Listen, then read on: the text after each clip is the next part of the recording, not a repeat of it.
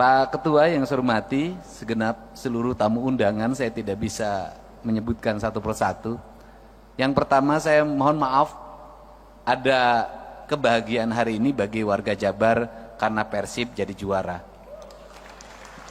Jadi Persib juara, Jawa Barat istimewa. Sehingga ada euforia yang dilakukan oleh anak-anak, sehingga pada hari ini suaranya masuk ke ruangan ini biasanya hening. Yang kedua, Pak Wakil Dirjen Otonomi Daerah, ini kali pertama saya pidato di Gedung Sate, Pak. Karena sudah hampir 3 bulan saya belum pernah ngantor ke kantor ini. Kantor saya di tempat sampah, kantor saya di pinggir sungai, kantor saya di tepi danau, kantor saya di seluruh wilayah Jawa Barat ini. Yang ngantor di sini banyak menikmati Gedung Sate dengan para pegawainya yang cantik-cantik, banyakkan sekda dan wakil gubernur. Apa sih sebenarnya yang menjadi pembicaraan kita? Itu lagu saya ciptakan tahun 2012 ketika saya berkunjung ke Papua. Saya menulis lagu judulnya Surga di Tanah Papua. Karena saya melihat Papua itu seperti surga, bahkan surga yang diciptakan, dihadirkan buat Indonesia. Kandungan kekayaannya luar biasa, tetapi barangkali kependudukannya, kesejahteraannya yang harus terus ditingkatkan. Apa sih yang menjadi model kita? Model kita ini adalah model pengembangan otonomi daerah yang terus mengalami perubahan dan tarik ulur. Otonomi daerah pernah sampai puncaknya, kemudian menurun, dan menurun. Esensi dari rakyat terhadap kita, ekspektasinya cuma satu. Apapun judulnya, apakah mau sentralisasi, apakah mau desentralisasi, apakah mau otonomi, mereka cuma nuntut satu, mereka hidup sejahtera. Kesejahteraan publik itu menurut saya ukurannya cuma 3. 1, kesehatannya dijamin. 2, pendidikannya dijamin. 3, perluasan lapangan kerja. Jadi kalau masyarakat sudah kesehatannya jamin, pendidikannya dijamin, perumahan pemukimannya dijamin, rakyat ini sudah sejahtera. Apa sih yang membuat rakyat kita menjadi miskin? 1, menurunnya derajat kesehatan berdampak pada semakin meningkatnya angka kemiskinan. Karena ketika orang sakit, maka 2 kemungkinan yang terjadi, dia harus membayar biaya rumah sakit. Kalau tercover oleh BPJS ya alhamdulillah, kalau tidak tercover musibah. Ketika dia sakit, maka keluarganya kehilangan pendapatan. Ketika kehilangan pendapatan, maka keluarganya yang menunggu dalam setiap hari perlu pembiayaan. Maka orang sakit itu akan mengalami 7 tingkatan derajat kemiskinan dalam waktu sekejap. Sehingga kategori pembiayaan bagi masyarakat yang sakit, jangan lagi bicara miskin dan kaya. Kenapa? Kita anggota DPR, kita pejabat, kena sakit, kita akan jatuh miskin. Untuk itu negara harus hadir dalam memberikan jaminan layanan kesehatan bagi seluruh warga. Nah, hari ini saya dalam 2 hari ini, bahkan 3 hari ini, menghadapi problem tentang kriminalitas remaja. Kriminalitas remaja itu berdampak pada perkelahian yang direkam di media sosial, sistem pengelolaan kriminalitas tawuran yang dikelola oleh gangster, melahirkan kaderisasi, dan yang menjadi target yang harus berkelahi di bawah umur 18 tahun agar bebas dari jeratan hukum. Sudah berkembang di media sosial secara sistemik, dan perkelahian itu diraih dari pengaruh media sosial yang membentuk karakter pikirannya. Apa sih sebenarnya yang terjadi? Sebenarnya yang terjadi adalah ketika mereka tawuran, masuk rumah sakit, BPJS-nya tidak klaim. Barusan saya beresin 15 juta. Ketika BPJS-nya tidak klaim, orang yang berkelahi, itu orang tuanya nggak mampu. Mau yang menang tidak mampu, yang mau kalah tidak mampu. Berproses peradilan melahirkan kemiskinan, tidak berproses peradilan pulang lagi ke rumah melahirkan kemiskinan baru. Karena orang tuanya tak sanggup lagi menghadapi. Maka negara harus hadir untuk mencari solusi. 1, solusi terhadap pembiayaan rumah sakit. 2, solusi recovery terhadap anak-anak yang berkelahi itu, karena itu anak bangsa. Inilah negara harus punya pikiran out of the box. Tidak bisa hanya berbicara proses hukum kembali ke orang tuanya udah gak sanggup. Ini Jawa Barat. Nah, untuk itu apa sih yang terjadi para anggota DPR yang saya ini mantan ketua Komisi E DPRD Kabupaten Purwakarta. Saya pernah menjadi pimpinan Komisi 4 DPR RI. Nasib paling tidak enak itu jadi anggota DPRD. Kenapa nasibnya tidak enak? Kritis diomongin, nggak kritis diomongin. Kalau DPRD ngomong terus, diomongin, kata rakyat, kerjanya ngomong terus, kita tidak butuh ngomong. Padahal tugas DPRD ngomong. Nggak ngomong diomongin juga, dapat duit tuh. Nggak ngomong-ngomong, pokirnya udah dibagi, nggak ngomong lagi. Ini problem, Pak. Nah, seluruh problem itu bisa ditempuh dengan apa sih? Dengan keterbukaan. Keterbukaan itu apa? Kita harus mulai berani menceritakan apa adanya tentang diri kita, tentang isi anggaran kita, tentang kebijakan fiskal pusat dan daerah, tentang kebijakan fiskal kabupaten provinsi terhadap kabupaten kota terhadap desa. Sampaikan secara terbuka dan apa adanya, termasuk apa yang dialami problem anggota DPRD. Apa sih problem anggota DPRD? Saya ini anggota DPRD, pernah ngalamin. Begitu jadi pinjem bank, honornya tinggal sisa 5 juta lagi, istri nambah 1 lagi. Konstituen tiap hari dibanding pejabat eselon 2 di provinsi, dibanding sekda, yang datang ke rumahnya banyakan anggota DPRD. Gitu loh. Sekda dapat tunjangan 70 juta, nggak ada yang minta.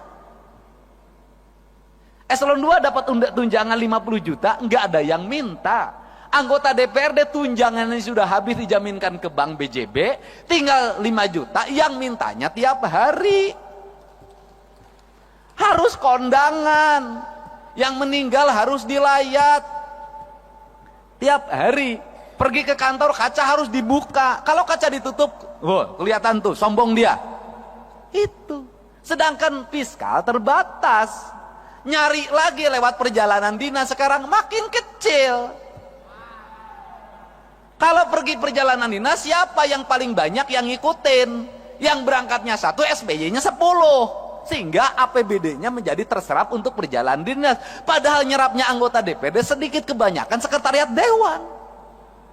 Kan saya tahu yang begitu-begitu. Yang dituduh siapa? DPRD lagi. Nah, apa sih yang mesti dilakukan oleh kita? Ya, kita mulai ngomong terbuka pada rakyat. Terbukanya apa? Ini loh proporsi kita. Ini loh biaya politik yang kita lakukan. Kemudian apa sih yang kita harapkan? Saya dari dulu itu menyampaikan, saya ketika jadi bupati berkirim surat pada presiden. Berkirim suratnya adalah, saya bilang begini, kalau pemerintahan ingin efektif, kalau perda ingin cepat pembahasannya, kalau aspirasi publik setiap hari bisa diterima oleh anggota DPRD, saya berulang-ulang menyampaikan bahwa peningkatan kesejahteraan anggota DPRD, honorariumnya harus dilakukan lewat rapat-rapat DPRD. Kalau rapat komisi ada honornya, kalau rapat paripurna ada honornya, kalau rapat gabungan komisi ada honornya, kalau rapat badan anggaran ada honornya, kalau rapat badan musyawarah ada honornya, anggota DPRD nggak akan pergi kemana-mana, pasti ngumpul di kantornya. Seluruh kegiatan OPD, organisasi perangkat daerah, akan cepat dan anggota DPRD akan kritis. Kenapa? Dia akan kontrol alokasi anggaran pemerintah, dia akan kontrol pekerjaan, dia akan baca buku anggaran, dia akan baca realisasi anggaran dengan detail. Kenapa? Dengan membaca itu honorariumnya ada. Tapi kalau didapatnya pergi keluar, maka dia akan banyak keluar. Selama jadi anggota DPRD 5 tahun, masuk kantornya terhitung 20 hari. Bahkan ada saya ketika menjadi anggota Komisi 4, nggak pernah sekalipun orang itu masuk, tapi honor terima. Dan kemudian bikin aturan juga dong, yang rajin yang mendapat honorarium, yang nggak masuk nggak dapat. Bener, ini akan terjadi kinerja. Tapi kalau model pendekatannya keuangannya begini, sampai kapanpun kinerja tidak akan pernah optimal. Dan kita harus bicara ada apa adanya dan terbuka. Kenapa? Ya karena juga memang anggota DPRD malu juga terhadap berbagai hal. Tapi gimana rasa malu dikalahkan oleh rasa butuh? Kan ini yang harus terjadi. Nah, untuk itu mari kita bersama-sama untuk mengupayakan ini. Saya sebagai gubernur, Pak Sekda, bikinkan surat hari Senin. Saya akan berkirim surat lagi buat Pak Prabowo, buat Pak Presiden kita. Saya akan ceritakan ini. Untuk apa? Mendorong kinerja DPRD. Kinerja aparat kami akan terevaluasi dengan baik. Karena anggota DPRD-nya ada di kantor dalam setiap hari. Saya ngalamin dulu sebagai anggota badan anggaran. Sering bertengkar sama badan musyawarah. Bertengkarnya apa? Banyak-banyakin rapat. Kalau badan anggaran sebulan 12, badan musyawarah suka bikin 23.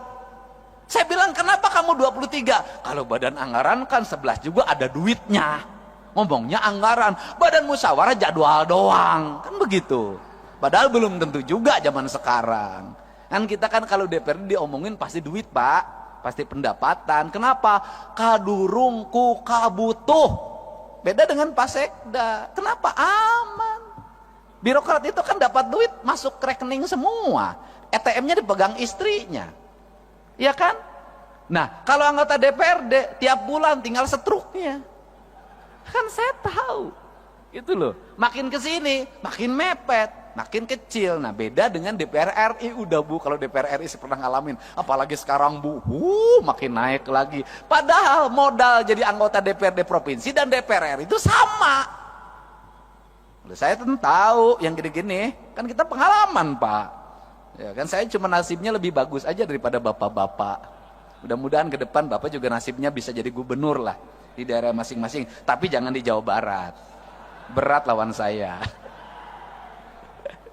Nah ini. Nah untuk itu maka kita ingin harapan kita ke depan adalah ingin membangun keadilan fiskal.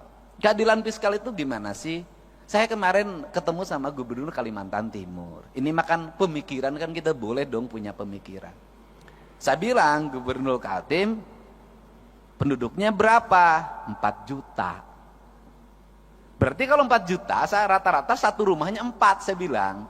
Berarti rumahnya kan cuma 1 juta. Iya.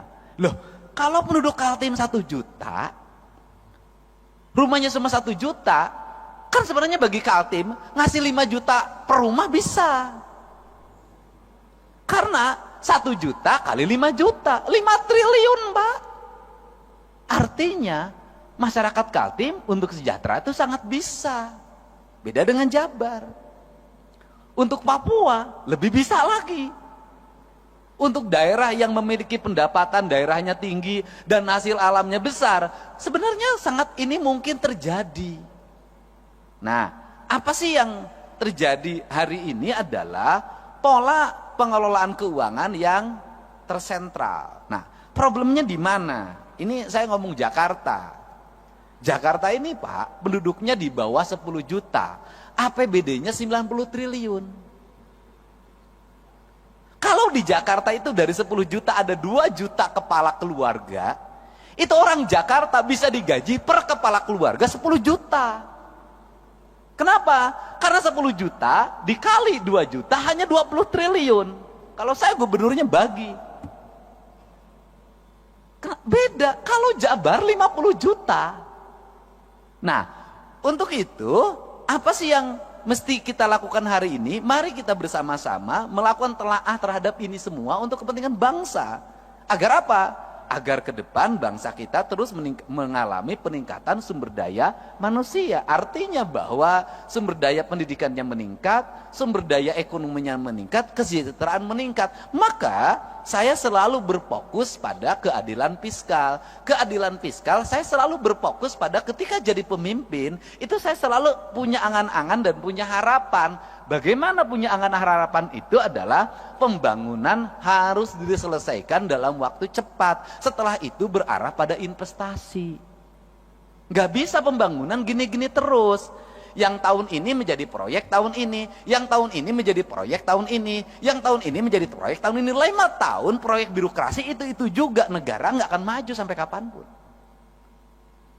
Tetapi yang harus dilakukan adalah apa yang kita selesaikan dalam waktu 1 tahun, apa yang waktu 2 tahun, apa yang waktu 3 tahun, apa yang waktu 4 tahun, apa yang waktu 5 tahun. Ini semuanya tidak boleh berulang. Pekerjaan kemarin harus tidak boleh dikerjakan hari ini lagi. Kenapa? Pembangunnya ke depan. Tujuannya untuk apa? Agar fiskal yang tahun kemarin itu tidak digunakan untuk tahun ini. Dan negara sudah mulai berpikir untuk membangun kemandirian. Saya itu sudah punya rumusan, mudah-mudahan ini bisa dilakukan di Jawa Barat, adalah misalnya begini, desa itu berapa sih penduduknya di desa itu? Di desa itu ada potensi apa? Anggaran pembangunan desa itu harus segera dibikin skala prioritas, ditambah plus kabupaten, ditambah subsidi dari pemerintah provinsi, ditambah pusat fokusnya di desa. Kalau di desa itu ada 7 RW, dibagi saja sebenarnya. RW ini bagian desa, RW ini bagian kabupaten, RW ini bagian provinsi, RW ini bagian pusat. Jadi membangun desa paripurna itu bisa selesai dalam waktu 2 tahun. Tahun ketiganya itu anggaran sudah mulai diarahkan, bukan untuk itu lagi, untuk kesejahteraan publiknya, jaminan kesehatannya, jaminan pendidikannya, jaminan hari tuanya. Tahun berikutnya harus lagi mengarah pada investasi, di mana uang itu tidak digunakan lagi untuk pembangunan infrastruktur lagi karena udah selesai, digunakan untuk investasi. Investasinya dikelola oleh perbankan daerah, di mana uangnya berputar, dipinjamkan pada lingkungan daerahnya, dan untungnya diperoleh lagi. Ini kan model koperasi zaman dulu sebenarnya, cuman dikelola secara modern. Nah, kemudian uang itu berputar, maka dalam jangka panjang daerah tersebut akan memiliki kecukupan fiskal. Kemudian pembangunannya selesai. Terjadi pada negara mana? Pada Tiongkok.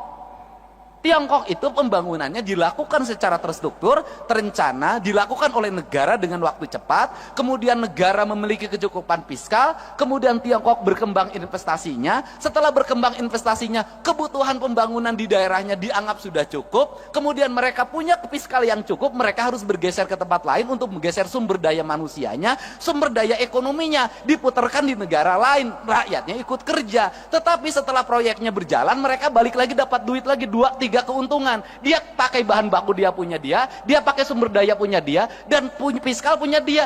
Rakyatnya kerja, barangnya dijual, setelah itu dia dapat keuntungan lagi, balik lagi ke negaranya. Kita mulai berpikir desa-desa dan kabupaten ke situ. Dan ini harus kembali bahan diskusi. Kenapa? Karena kita punya tugas. Kita ini hari ini adalah pahlawan untuk anak cucu kita ke depan. Tinggal pertanyaannya adalah, apakah anak cucu kita ke depan akan menganggap kita pahlawan atau pengkhianat? 45 dianggap pahlawan. Mungkin 66 masih dianggap pahlawan. 71 mungkin dianggap pahlawan. Pertanyaannya lah, kalau mimpi tentang keadilan tidak segera terwujud di tengah-tengah masyarakat, maka dimungkinkan 30 tahun ke depan Agustusan nggak bikin lagi doa buat kita. Kenapa? Mereka tidak punya catatan reputasi kita dalam membangun keadilan di negeri ini. Nah, inilah kerangka pikir dan kerangka pijak yang harus dibangun oleh kita secara bersama-sama, tanpa kita membicarakan berasal dari partai mana. Karena kita sama-sama berkomitmen membangun negara ini dengan baik, membangun keadilan sosial secara paripurna. Dan keadilan sosial hanya bisa diwujudkan dengan pendekatan fiskal. Nah, yang terakhir, Jakarta ini duitnya banyak. Benar. Tapi Jakarta duitnya banyak, itu duit dari daerah-daerah. Karena perusahaan di Kalimantan Timur, perusahaan di Sumatera Barat, perusahaan di Kalimantan Selatan, perusahaan di berbagai, termasuk di perusahaan di Jabar, itu kantor pusatnya di Jakarta. Bayar PPh-nya itu, NPWP-nya Jakarta. Sehingga dapat bagi hasilnya Jakarta lebih gede. Pak, sebenarnya yang kebagian baunya kami, Pak. Yang kebagian demonstrasinya kami, Pak. Tapi yang menikmati dana bagi hasilnya Bapak, Pak. Untuk itu kesini kan sekarang sebagian, Pak. Ya, teman-teman, itu loh. Itu yang di Jawa Barat, yang di tempat lain juga sama. Ini yang harus kita bicarakan bersama, Pak. Kenapa? Kita ini daerah-daerah memiliki tanggung jawab beban yang luar biasa. Orang Kalimantan punya uang di keruk, ya kan? Kemudian Orang Jawa Barat punya uang bagaimana? Ada debu, ada asap, ada limbah, ada jumlah manusia yang banyak dari mana-mana ke sini. Ada konflik ketenaga kerjaan, ada demonstrasi ketenaga kerjaan, ada problem sosial di mana orang yang di sekitarnya asalnya punya sawah hilang sawahnya, asalnya punya kebun hilang kebunnya, kehilangan mata pencahariannya, tergeser dia oleh persaingan orang, mereka menjadi kelompok miskin baru. Nah, kemudian infrastrukturnya buruk, sanitasi lingkungannya buruk, pendidikannya sekolah-sekolahnya buruk. Ini yang menjadi PR kita untuk diperbaiki. Nah, kemudian Jakarta dapat duit gampang banget, Pak. Hotel berbintang. Tidak usah nagih kayak pajak galian C, Pak. Dikejar-kejar, dibohongin sebagian. Gitu loh, Pak. Ada kemudian ada debunya, ada ancaman longsornya. Jakarta mah kagak, Pak. Gedung perkantoran 27 lantai, 31 lantai, ber-AC, orang bayarnya sambil tersenyum, Pak, tidak sambil marah. Berjejer, tanahnya harganya meningkat sehingga dapat berkah. Makanya Bapak dapat berkah jadi ketua DPRD orang Betawi di Jakarta. Untung tidak jadi ketua DPRD di Jawa Barat, Pak. Ketuanya pas rambutnya sampai lepas, Pak. Saking pusing, Pak. Nah, ini kan yang harus dibicarakan oleh kita, dan saya ingin para anggota DPRD dalam pertemuannya ada rekomendasi-rekomendasi kontributif bagi perbaikan bangsa. Bagi upaya membangun keadilan sosial, bagi upaya melakukan kebijakan keadilan fiskal. Karena apa? Karena negeri ini hanya bisa dibangun dengan fiskal yang baik, fiskal yang sehat, fiskal yang terencana, fiskal yang terarah, dan fiskal yang tidak lari ke luar negeri. Fiskalnya harus berputar di sini. Untuk itu saya mengucapkan terima kasih. Semoga kalau tadi Pak Ketua DPRD Jawa Barat sudah dinobatkan sebagai ketua terpilih, saya ucapkan selamat, Pak. Ya kan? Karena yang menyampaikannya Ketua DPRD DKI yang ketua hari ini. Dan saya baru, Pak, sepanjang sejarah berdemokrasi, Pak, ada ketua asosiasi, partainya beda, daerahnya beda, menyerahkan tampuk kekuasaan pada Bapak. Pada tempat lain yang partainya berbeda. Kenapa itu diberikan? Karena memang nggak ada honornya, Pak. Ya, Pak, ya, duitnya kan harus nyari sendiri, Pak. Tapi selain itu adalah bentuk penghormatan dan penghargaan, gitu loh.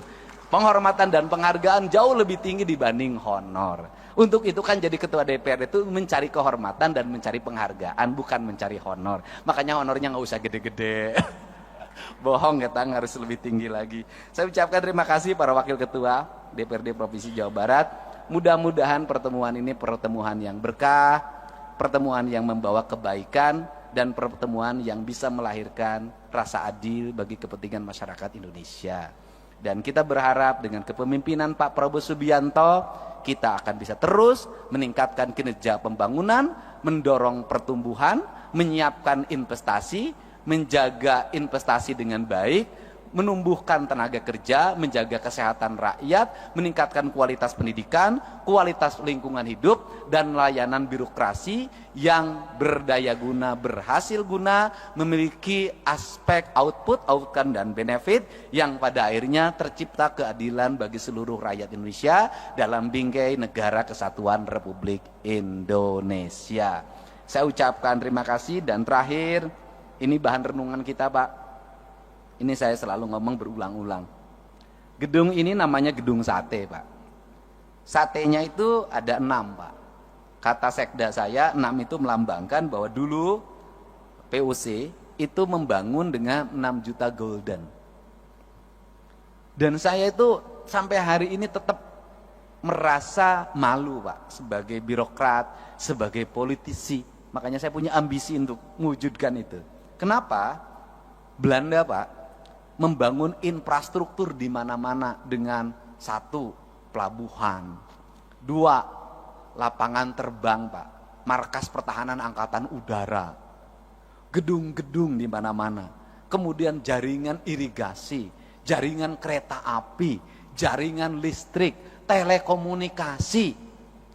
Mereka cuma ngandelin jualan teh di Jawa Barat, jualan kina, jualan karet, jualan teh, jualan kina, jualan karet, bisa bikin gedung sate, bisa bikin gedung pakuan, gedung Bank Indonesia, stasiun kereta api, husen, pangkalan udara, pelabuhan, jaringan laut, jaringan darat. Kita ini sudah segala dijual, sudah bikin apa?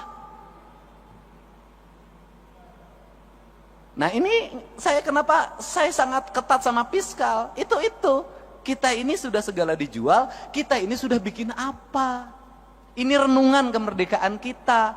Belanda yang katanya penjajah hanya ngelola kebun teh, kebun karet kalau di Jawa Barat, sama kebun kina, bisa bikin bangunan di Jawa Barat seperti ini. Kita sudah bikin berapa pangkalan udara,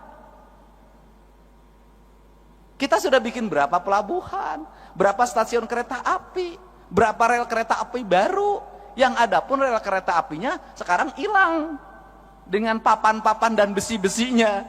Nah, mudah-mudahan ini bahan evaluasi kita. Kita sudah, kata orang Sunda, kita sudah tunggul di larung, catang di rumpak. Sudah segala diangkat, pasir diangkat, batu diangkat, laut udah segala rupa. Kok kita nggak kaya-kaya?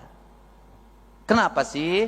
Berarti ada perencanaan belanja yang salah, ada belanja yang salah. Untuk itu, mari kita perbaiki cara belanja kita dan cara mengelola keuangan kita. Dengan prinsip 2, kata orang Sunda, saeutik kudu mahi, loba kudu nyesa. Apa artinya? Sedikit harus cukup, kemudian banyak harus tersisa. Dan di Jawa Barat itu lengkap. Di Jawa Barat itu ada daerah yang paling makmur, namanya Cimahi. Mahi itu artinya cukup. Ada daerah yang paling susah, namanya Cisaat. Saat itu artinya kering.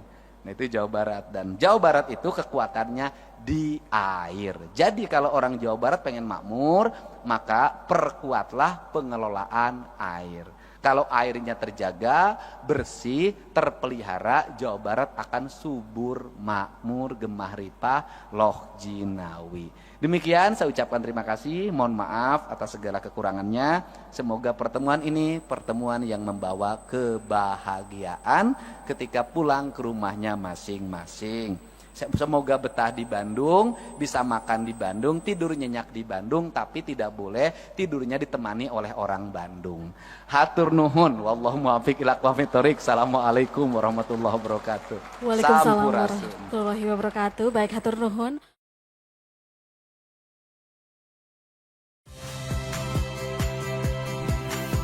Saya Radi Saputro.